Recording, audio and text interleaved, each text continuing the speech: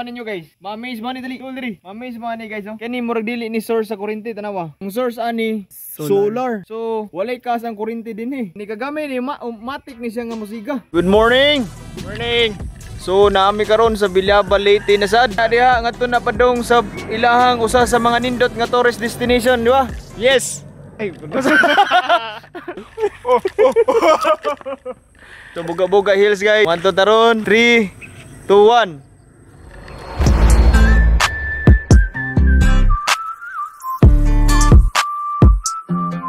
Guys sa border sa Buga-Buga, sir. Thank you for visiting us. Barangay Buga-Buga.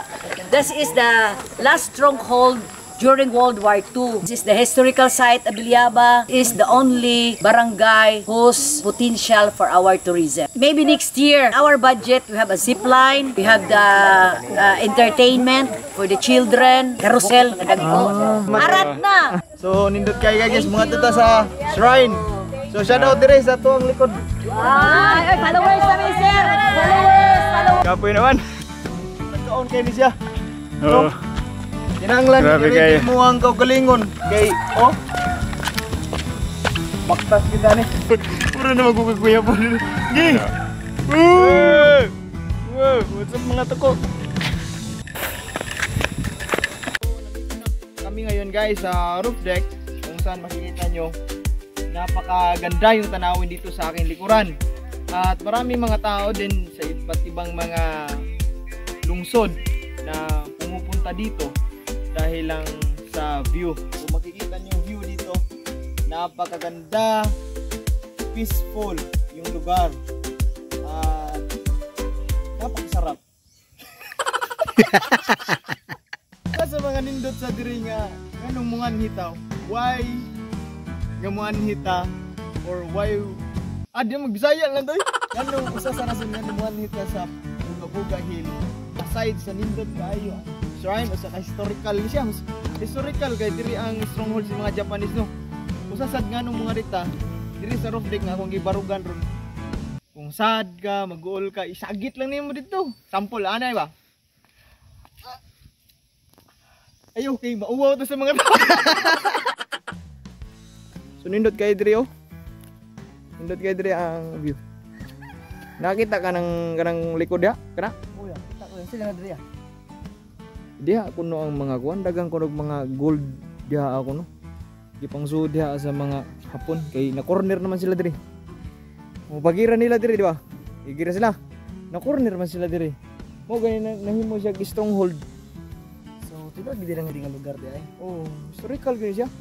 Guys, nandito tayo ngayon sa Mount Buga-Buga Memorial Shrine. At sa nakikita nyo dito sa ating likuran ay may malaking shrine kung saan dito daw sabi nila na dito daw yung stronghold ng mga Japanese noong World War II. At marami ditong mga namatay ng mga sundalo, Hapon at mga Pilipino.